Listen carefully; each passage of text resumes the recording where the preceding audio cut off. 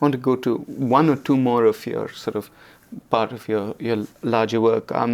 Could you speak a little bit or tell us a little bit about your work on maybe perhaps your most controversial work, on comparative advantage and on trade, because that seems to be a place where you really diverge quite extensively with.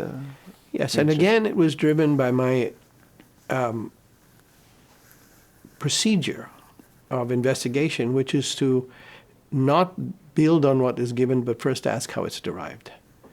I actually, that's a very serious methodological question for me. One of my hobbies is the study of stage magic, because what stage magic does is it takes the appearance that it has created by building on a real laws and principles. And so you have to recognize with stage magic that if you start by asking how the elephant disappeared, you're already making a mistake, because the elephant might never have been there in the first place. You have to first ask what the question is before you start to figure out the answer.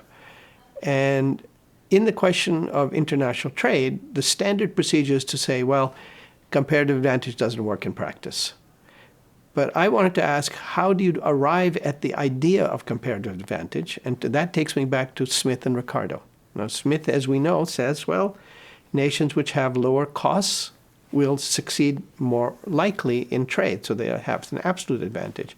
Then Ricardo comes along with a fantastical explanation for why, even that it might be true in the beginning, it'll be reversed, and so nations will end up by getting advantages according to their comparative advantage rather than their absolute advantage.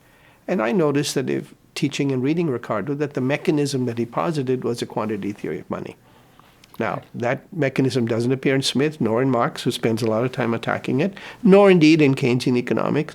So I began to ask myself, what happens if money is endogenous? And then I discovered that then the Ricardian construction falls apart.